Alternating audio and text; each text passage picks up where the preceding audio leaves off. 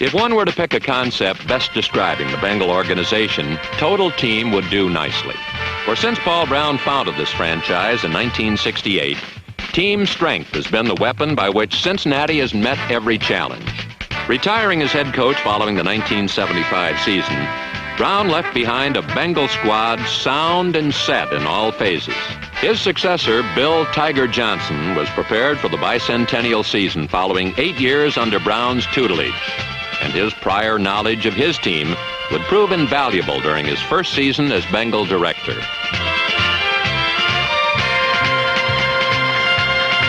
Johnson's years as an assistant were largely spent directing one of the best pass-blocking fronts in the game.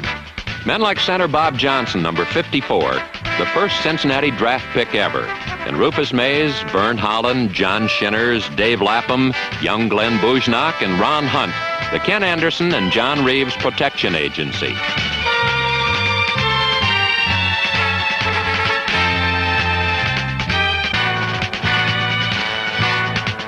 Their pass blocking again enabled the Bengals to field one of the NFL's more feared aerial games.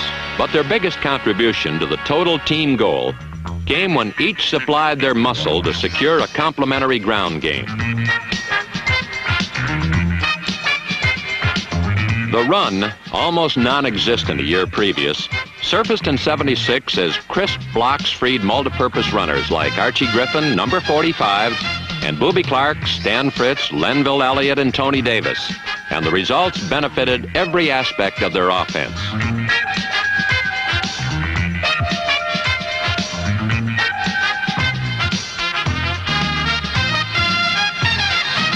This overland power proved a complementary ploy for the pass, as defenses, now forced to respect a play fake, often realized too late the masked intention. Bengal fans witnessed an offense as subtle and diverse as any in football, an attack well-stocked with pass-run talent and wired to explode from anywhere, at any time. With one major goal realized by achieving balance on offense, the Bengals' next phase of needed improvements centered in the area of the pass rush. Vital would be their ability to obtain a big, crafty rushman, molded from the fires of previous NFL battles. San Diego had just such a veteran in Coy Bacon, who, after trading his Charger blue hat for one of Bengal orange, came face-to-face with all the doubts and speculations that haunt and follow a 34-year-old defensive end. But if there were any questions about the aged talents of number 79, they were quickly answered.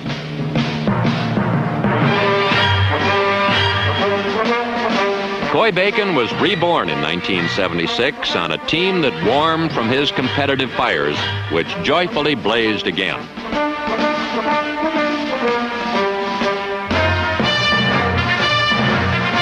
Number 79 arrived through rain, sleet, and snow to deliver the word personally. Coy Bacon was back.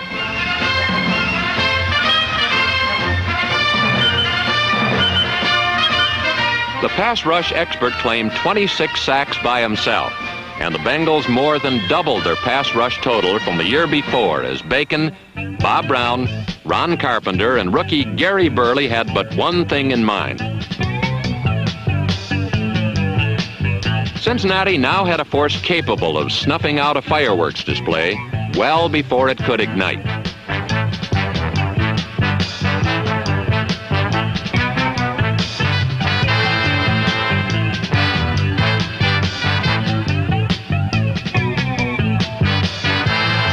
Quarterbacks, hounded into looking for a safe place to lie down, found none. You might escape one, maybe two, but it was doubtful you'd miss meeting at least one of the others somewhere along the way.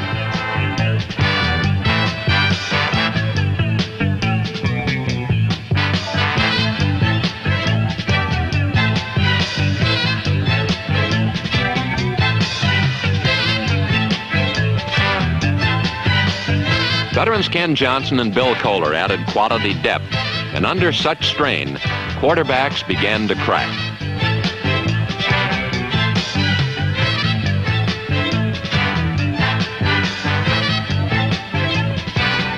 both pass rush and running game strengthened, the Bengals' tomorrow burns bright, and especially so on the promise of its young. Like Dan Pastorini, Cincinnati's Ken Anderson is now a 6-year veteran quarterback. Unlike Pastorini, Anderson is about to become the NFL's all-time leading passer.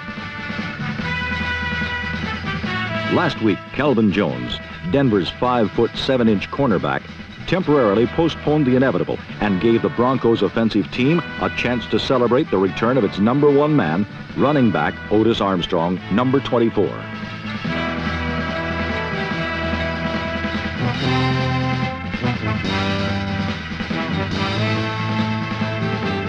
Armstrong gained 96 yards and was the main reason for a 7-3 Denver lead, because Steve Ramsey's passing game was shot down by 6 sacks, 3 of them by Coy Bacon, number 79, the man the Bengals obtained from San Diego for just that purpose. Trailing 7-3 with only 10 minutes left, Ken Anderson turned to the man Coach Bill Johnson calls the best clutch receiver in the NFL, Chip Myers. Wide receiver Myers, number 25, who once played with 2 broken arms, this time was only playing with a broken nose, and he made the lead touchdown look easy.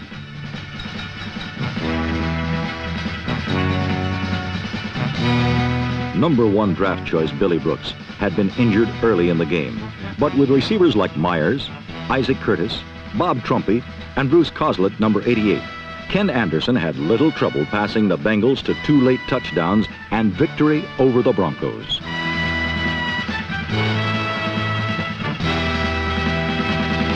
Where the Bengals and Colts got together in a barn-burning, head-knocking struggle that turned out to be the most exciting game of the week.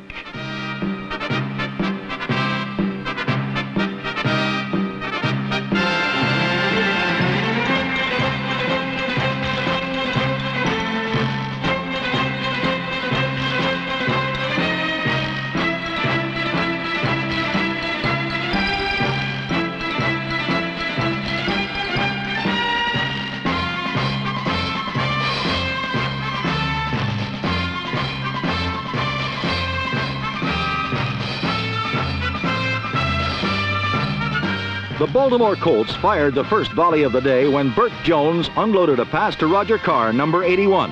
And Carr finished the 68-yard play with plenty of room to spare, a victory salute to the fans, and an impressive dipper dunk.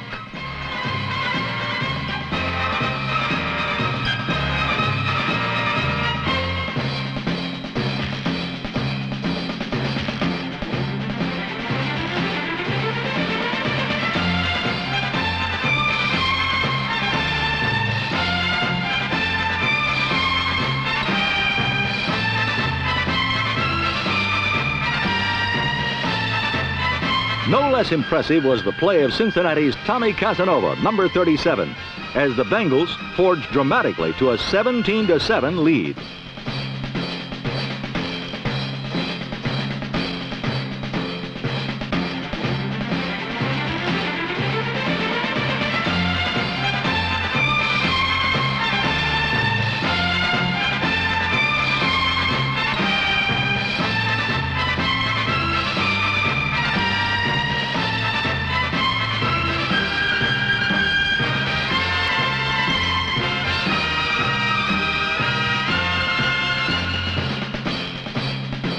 Again, the Colts' nuclear strike force began pushing buttons. And again, it was a Jones-Carr seeking missile as Baltimore closed to within 20-14 at the half.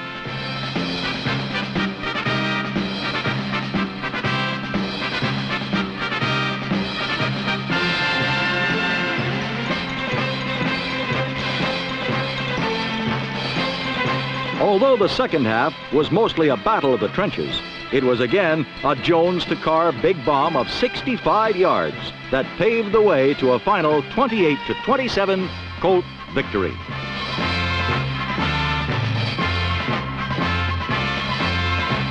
And in Crab Cake Corners, where only a short time ago a coach and his owner were doing a clever imitation of a Burton-Taylor breakup, victory and a rifle arm have turned discord into a voluble and harmonious fiesta.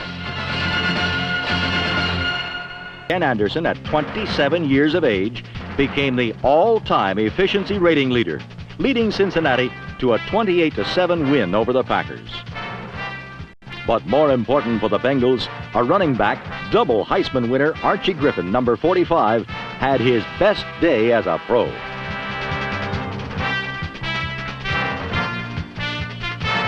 If Griffin realizes his potential, Anderson will be that much more effective. Indeed, the Bengals are all set at quarterback. The Packers are not. Lynn Dickey had one pass intercepted and returned 53 yards for a score by Ken Riley. And later, Tommy Casanova repeated Riley's act for 33 yards, scoring for the second straight week. For Dickey, it was a terrible day. Just 5 completions on 20 attempts, 5 times sacked, and 1 peculiar incompletion.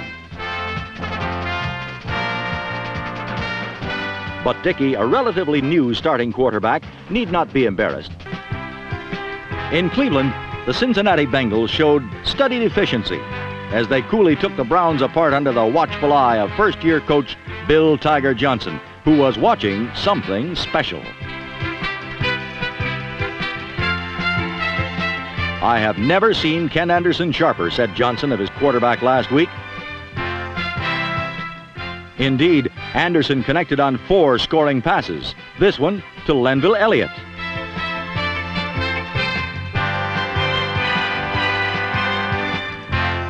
And when number 30, Willie Shelby, returned this kick 97 yards, it caused Cleveland coach Forrest Gregg to comment, "We're like a leaky dam. I've used all my fingers and have 1 toe left."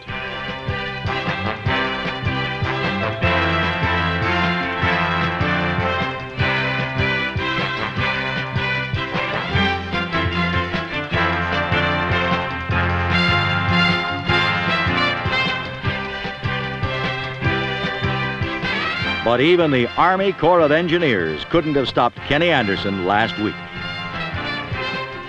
His 2 scores to the ever-open Isaac Curtis made it 31-10. Finally, a 29-yard catch and run by Elliott squelched a minor Cleveland rally, and the Bengals kept pace with the Oilers in the AFC Central by winning 45-24.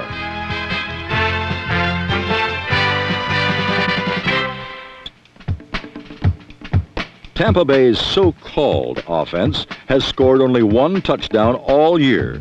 Last Sunday, the Cincinnati Bengals feasted on the bumbling Bucks, shutting them out 21-0. Tampa's protective passing cup is a splintery crock that leaks defensive linemen. And quarterback Steve Spurrier has been sacked more times than anyone in the league.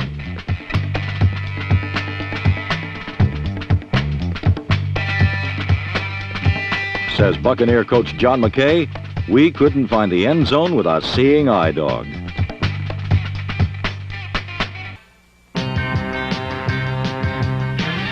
For most, early life in the NFL means taking a few notes on just how things are done. These are first and second year men, most hoping to catch an eye amid the proving grounds called special teams. Bengal bomb squads gave valuable game time to youngsters like punter Pat McInally and hit men Melvin Morgan, Scott Perry, Glenn Cameron, Chris Devlin, Greg Fairchild, and John McDaniel, and all were eager to excel.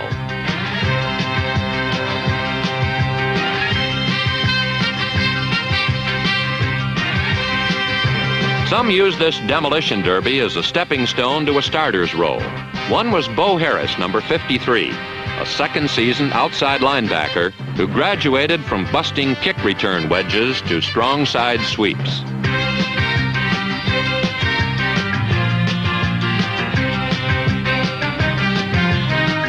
With Harris at one flank and rookie Reggie Williams, number 57, at the other for most of the season, the Bengals turned their opponent's strengths into weaknesses.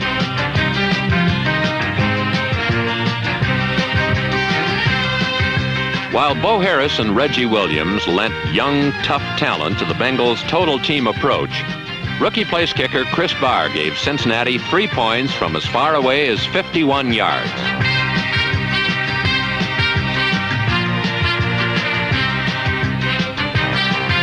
Almost half of the entire Bengal squad competed in their first or second year in 1976, and 13 of those were rookies like number 30, Willie Shelby.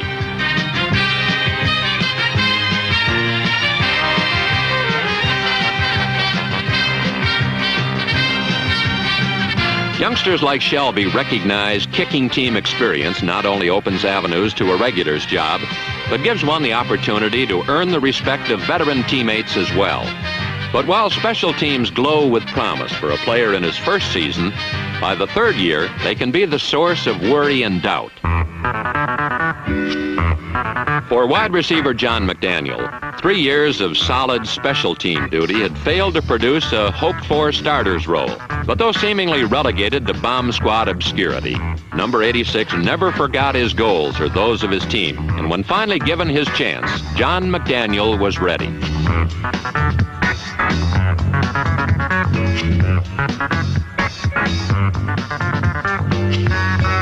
Suddenly, a player who had fielded but 2 passes during successive seasons was looting the world champion Oakland Raiders. John McDaniel set club records this night with 9 catches for 201 yards. But while these feats signaled a belated arrival for one young Bengal, another was simply trying to outrun a reputation.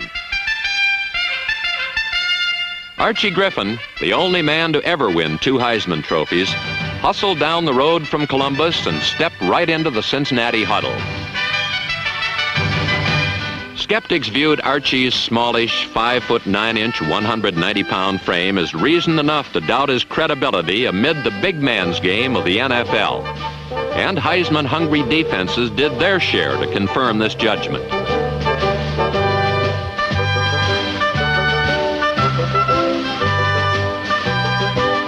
However, early setbacks and discouragement, Archie handled like a pro. The confidence which had marked his brilliant Ohio State career never once wavered, for it was an attitude spawned by a deep belief in his own abilities and those with whom he played. Little hurts shaken off, Archie Griffin set out to prove himself worthy, and soon the critics were silenced.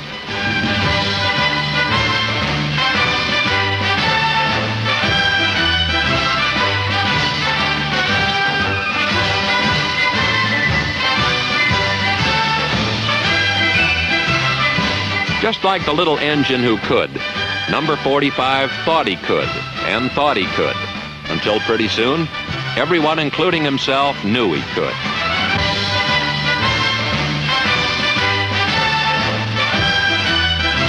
Archie's 77-yard run during a win over the Chiefs showcased his big play capabilities and was the longest in the AFC in 1976.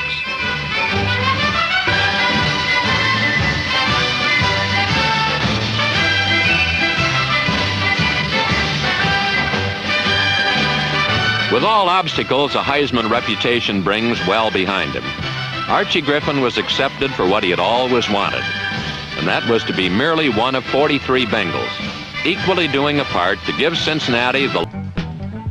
In Houston, Oiler quarterback Dan Pastorini could find no place to hide from the AFC's top-ranked defensive team, the Cincinnati Bengals.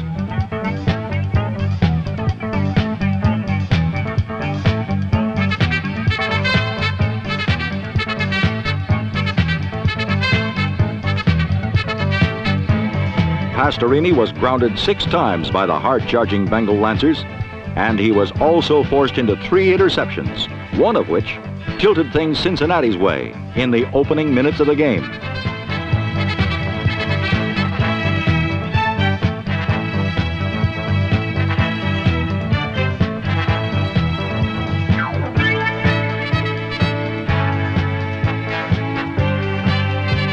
Cornerback Ken Riley had the Bengals in perfect position, but it still took the acrobatic team of Ken Anderson and Isaac Curtis to score the touchdown.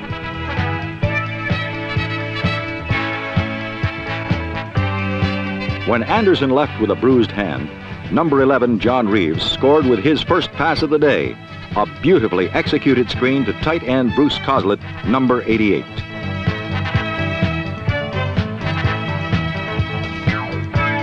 The play of the game, and probably of the week, was started by the charge of Bengal defensive tackle Bob Brown. Defensive end Coy Bacon, who had 3 sacks himself, rumbled downfield until he finally heard the cries of rookie safety Melvin Morgan, number 21. The 80-yard fumble recovery clinched Cincinnati's 3rd straight over Houston, 27-7, and left the Bengals alone at the top of the NFL's most competitive division, the AFC Central. The churning waters of the Ohio River serve as an appropriate symbol for the fierce rivalry in the NFL's most competitive division, the AFC Central. Last week, Cincinnati's Riverfront Stadium was the site where the frisky first-place Bengals tried to ward off the challenge of the surprising Cleveland Browns, merely a single game behind. The Bengals were wary of not only arch-rival Cleveland, but also Houston and Pittsburgh, both much in the race for division honors. The Cincinnati defense ranks first in the American Conference, but last week they had their hands full as Cleveland unleashed a tiger of its own. Irrepressible Greg Pruitt, running on an extremely sore sprained ankle, raced for 124 yards. Pruitt has been doubly dangerous this season because Cleveland has been using him on short passes and screens to exploit his speed. But against Cincinnati, even perfectly executed screens like this one failed to spring Pruitt loose because of great play by the Bengal linebackers. Reggie Williams stripped Pruitt's interference and allowed number 55, Jim LeClaire, to knife in from the side and make the tackle. Cleveland had many chances to score, but could not capitalize. Twice, they drove to the Bengals 7 and 11, and each time were denied. Once, on a 41-yard fumble by Pruitt and assorted other players.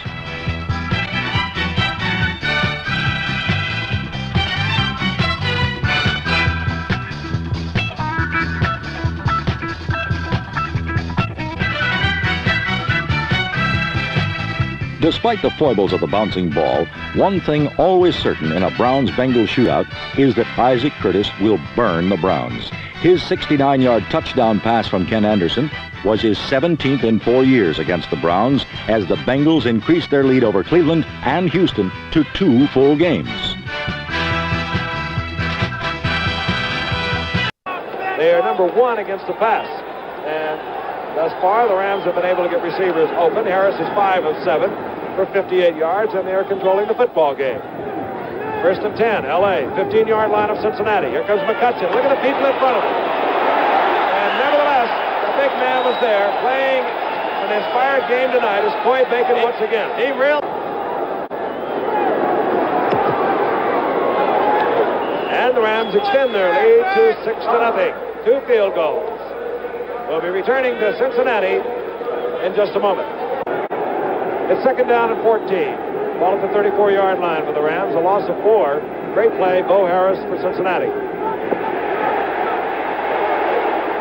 And it was Jackson again in front of Ken Riley, and Jackson had to fall to his knees, but he comes up with the ball, a Ram first down inside the 45-yard line of Cincinnati. Let's look at it again. Yes, he's got Riley playing off him, as you noted earlier, because of Jackson's great speed. Riley not even in the picture yet, playing him that carefully.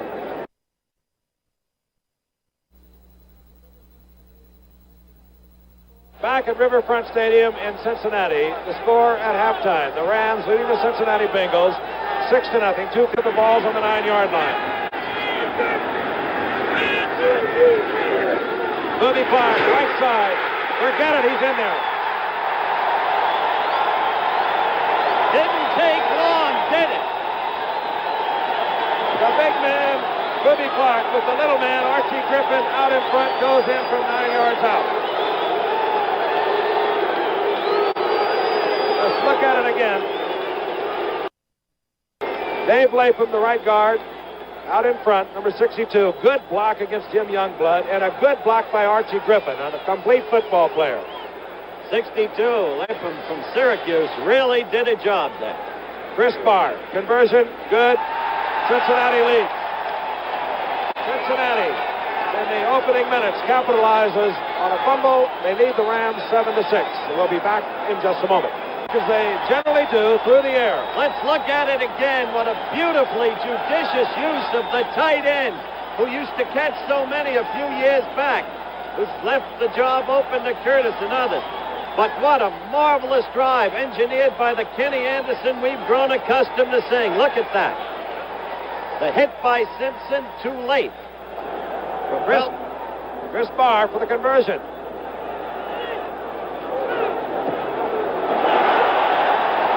And would you believe it's no good? And what we're looking at is a potential overtime. 13-6. Cincinnati over the Los Angeles Rams. We'll be right back. The Cincinnati Bengals are the team the Steelers must beat out to have a chance for the playoffs.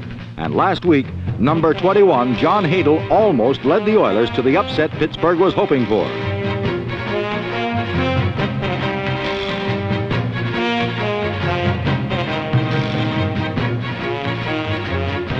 Billy Johnson's catch on 3rd and 27 was the biggest play of the first half, as Houston built a surprising 10-point lead over the first-place Bengals.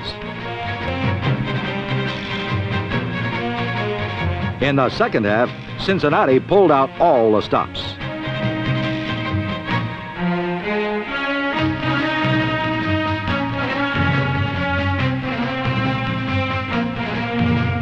The play had gone from Anderson to Elliott to Curtis to Anderson to Trumpy, and the Bengals were finally off and winging.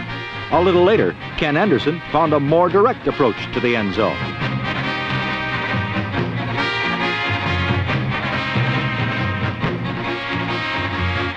One of the world's fastest linebackers, Robert Brazil, caught up with Isaac Curtis and forced him out of bounds. But the Bengals finally went ahead 24-20 in the fourth quarter. And then John Hadle put the Oilers back on top with this pass to running back Ronnie Coleman. But all of this was mere preliminary to the fourth down spectacular, which won the game for Cincinnati.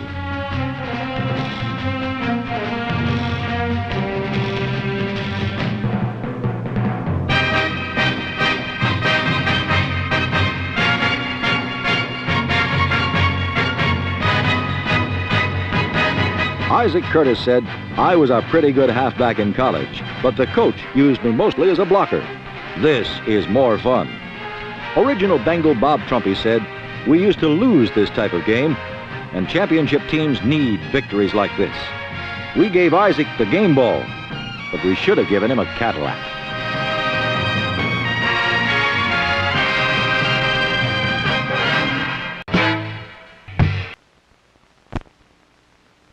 Tradition haunts the Kansas City Chiefs, but this year's squad is marching to the beat of a different drummer.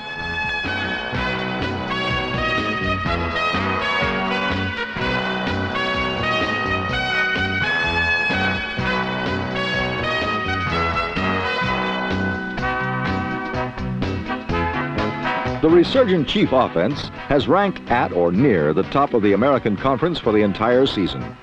Former World Football League star Tommy Riemann, number 21, is one reason for the turnaround. But even more influential has been the superb season-long play of quarterback Mike Livingston. After years as Len Dawson's heir apparent, Livingston inherited the starting job this season, and his performance has been nothing short of remarkable.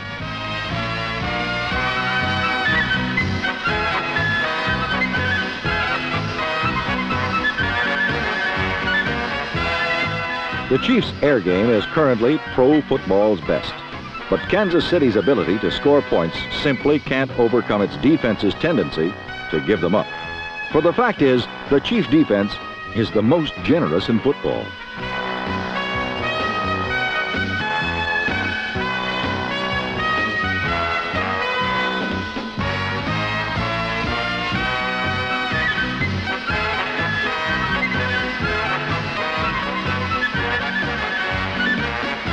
Archie Griffin's 77-yard sprint inspired Cincinnati's normally sluggish ground attack as the Bengals rolled up 269 rushing yards and 4 touchdowns en route to a 27-24 victory. Cincinnati's performance confirmed an old maxim about defensive football. If you can't stop the other guy, you ain't going nowhere.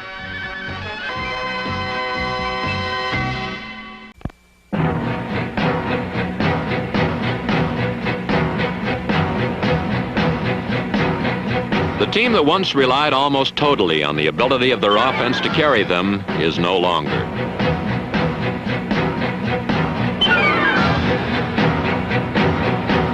Bengal defense, coordination and execution geared for the big play and mean at midfield or goal line.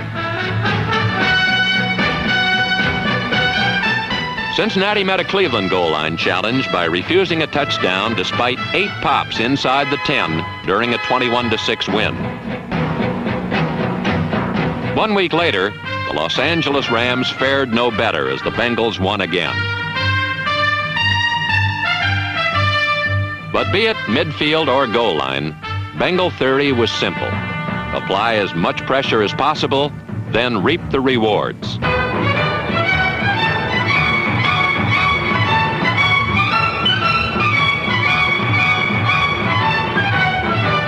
There were some things, however, better off left to the offense. But this was a crew that simply kept after it until they finally got it right.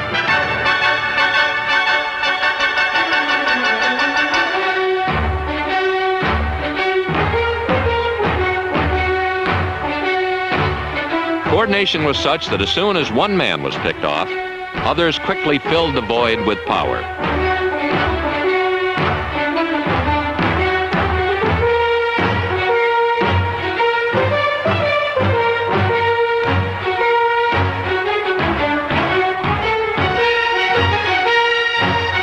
Simply put, they were a tough and unselfish group of men whose togetherness enabled the Bengals to field a team defense bettered by only one in the AFC.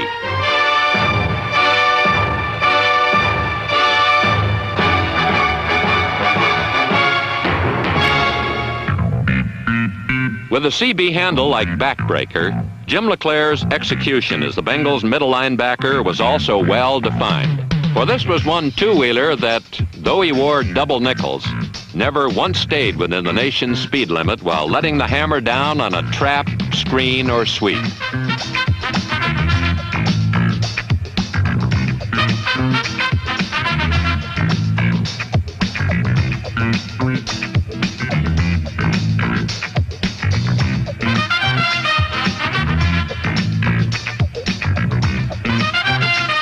LeClair traveled the thoroughfares of the secondary as well, dropping deep where flights were diverted. Mobile linebackers take away a quarterback's outlet pass, and the fact is, all Bengal linebackers like veteran Ron Pritchard went all out to do this. For since pro football is a passing game, there is nothing more important than coordinating your defense to stop it. Cincinnati achieved this in 1976 on the combined skills of some of the best athletes in the game. Men like cornerback Lamar Parrish and strong safety Tommy Casanova, number 37.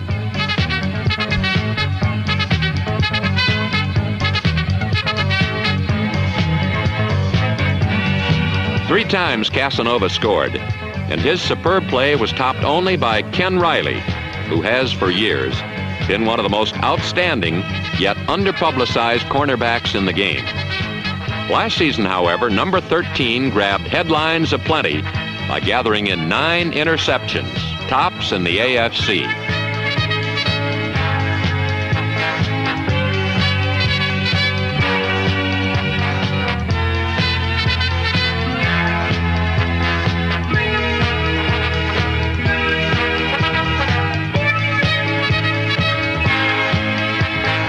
The aftermath was a season of which to be proud for Ken Riley.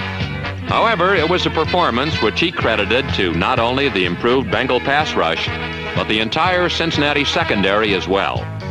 Lamar Parrish, Marvin Cobb, Bernard Jackson, Riley, and Casanova. Together, the AFC's finest against the pass.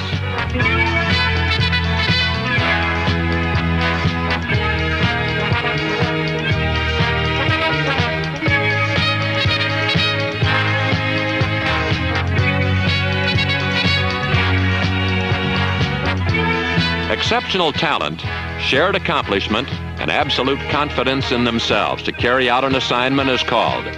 All of this made the Cincinnati defense a total team.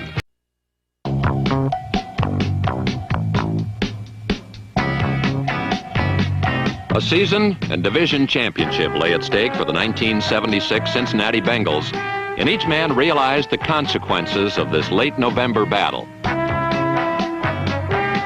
Victory would mean a return engagement in the playoffs, where Super Bowl dreams could easily materialize on the might of possibly the finest total team in their 9-year history.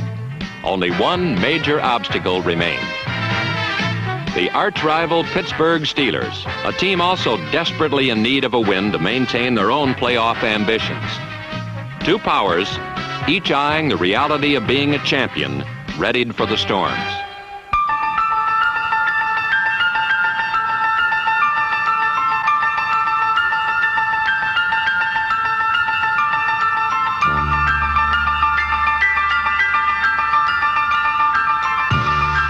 Battle lines, drawn by the elements, bound both to basic ball control, and the end result was a real snowball fight.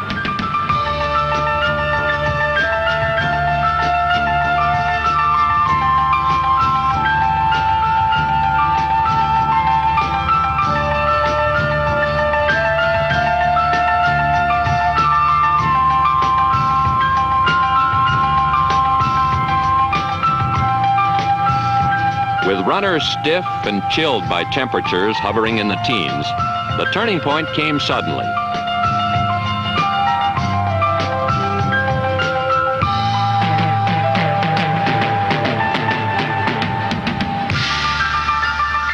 Given superb field position, the Steelers seized the opportunity, made visual contact, then touched down in the Cincinnati end zone.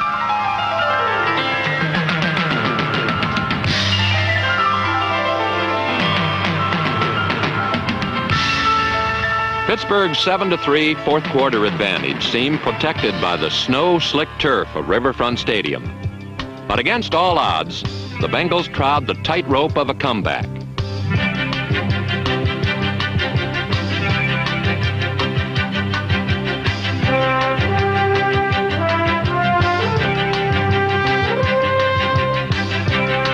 Though this Bengal flurry rivaled the tempest itself, the end would find the snow and the Steelers as winners. Wedged between the forces that would shape the AFC Championship, this loss to Pittsburgh, followed by one to Oakland, left Cincinnati without a playoff berth. Though cast a bitter ending, 1976 was a year of achievement for these men, a season where improvement in vital area gave these Bengals the look of a total team. In Cincinnati, the worst possible conditions almost conspired to keep the Pittsburgh Steelers from any further chance for the playoffs. The Bengals had managed a field goal before the snow had started, and in the second half, the AFC's two best defensive teams were not about to allow any further scoring on the Riverfront Stadium Astro Rink. Any kind of big offensive play had to be part skill, part miracle.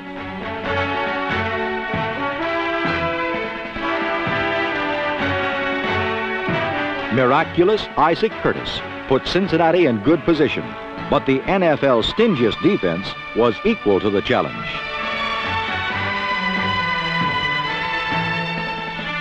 For the 6th time in 7 games, the Steeler defense did not allow a single touchdown.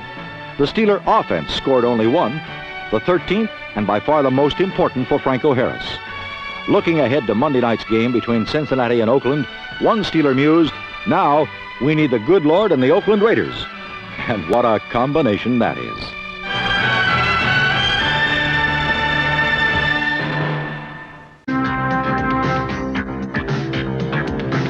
But in Week 13, winning was much more critical to the Cincinnati Bengals, who needed a victory to practically clinch the AFC Central title and eliminate the world champion Pittsburgh Steelers. Raider head coach John Madden wouldn't have his team throw a game just to keep the Steelers out of the playoffs, would he? Oakland seemed to be too proud an organization, right down to a young receivers coach named Tom Flores. The Raiders were led by the NFL's #1 passer in Ken Stabler, but it would take a total team effort to convince the nation that Oakland was committed to winning, no matter what.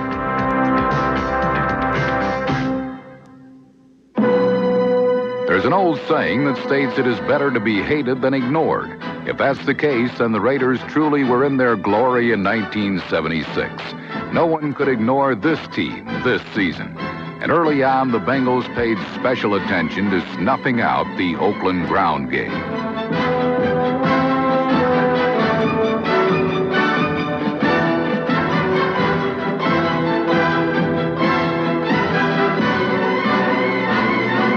Bengal defense appeared ready to take on the Raiders, the Cincinnati offense looked ready to take on the world as quarterback Ken Anderson dropped the first bomb of the night. Number 86, John McDaniel, was a last-minute substitute for Chip Myers, and his fill-in catch gave the Bengals a quick 6-0 lead. Bengals Anderson had found the same in John McDaniel. McDaniel hadn't caught a single pass all season coming into this game. But against the Raiders, this forgotten man suddenly became Anderson's leading man as he hauled in a whopping 9 receptions.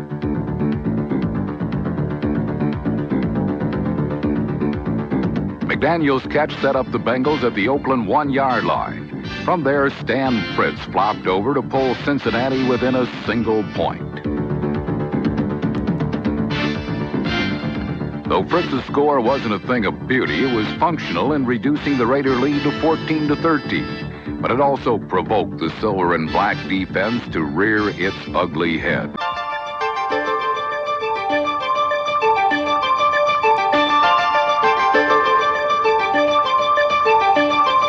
Archie Griffin's 21-yard touchdown run cut the Raiders' lead to 28-20.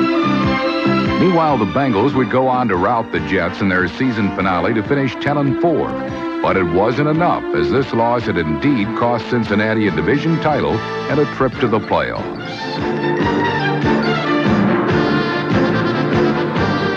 No matter how much Raider fans dislike the Steelers, this Oakland victory paved the way for Pittsburgh to reach postseason play. But the Raiders would go on to prove that no one, not even the Steelers, could stand in their way this season.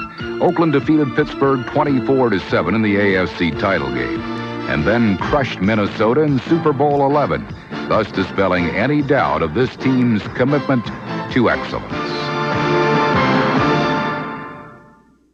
New York Jets. Cincinnati defensive backs pirated 6 interceptions against Gotham quarterbacks, giving the Bengal offensive platoon great field position all day. There were times when Cincy didn't even need to be close to the Jet end zone, such as when Ken Anderson hit wide receiver Isaac Curtis on an 85-yard touchdown play.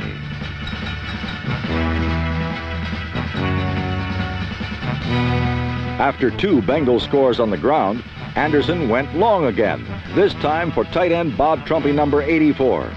The lopsided win over hapless New York gave the Bengals a 10-4 seasonal mark and a share of first place in the AFC Central. But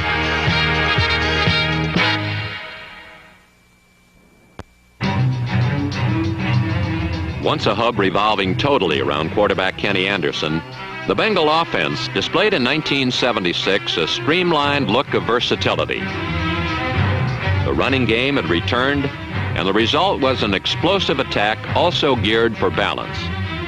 Given such an option, Anderson's passes became less predictable to opposing defenses, adding scope and consistency to one of the NFL's finest arms.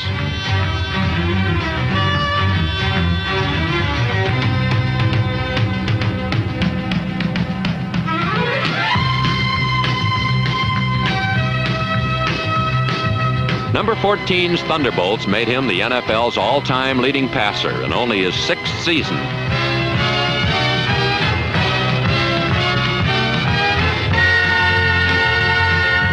It's safe to say that the best is still yet to come for this remarkable talent.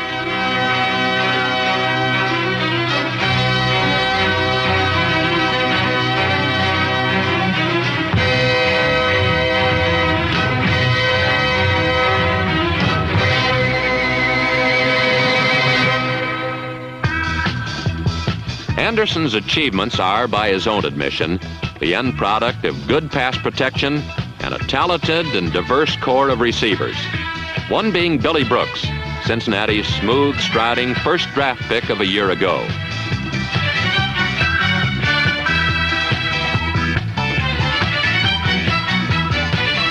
Chip Myers, number 25, gave Anderson a reliable target, but for consistency in 6 points, it was difficult to top tight end Bob Trumpy's act. One of only 2 original Bengals remaining, Trumpy always seemed to find an opening. And 7 times these creases produced touchdowns for the man who has never lost the joys of the game.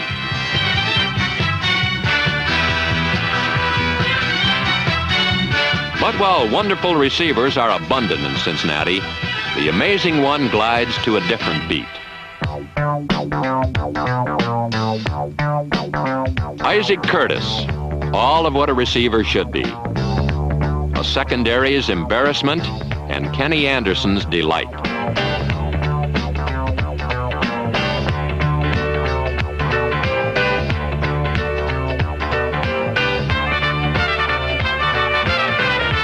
Concentration and absolute body control. Perfect coordination.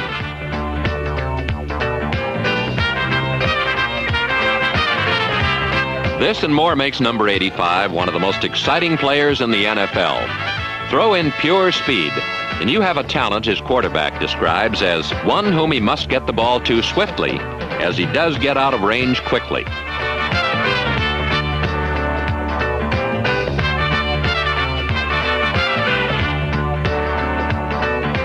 Though hard to imagine, each season number 85 refines another aspect of his game. Last season, he polished his open field escape routine.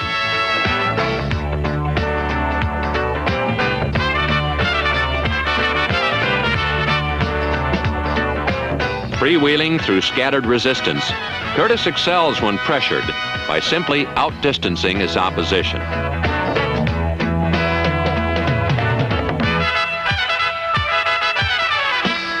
Sunday after Sunday, the exploits of Isaac Curtis are revered by Bengal faithful, who have, during 4 seasons, seen number 85 make impossible situations look routine. Such was the case against the Houston Oilers in Week 10, when, with but 42 seconds remaining and trailing by 3, the Bengals desperately needed a miracle for victory.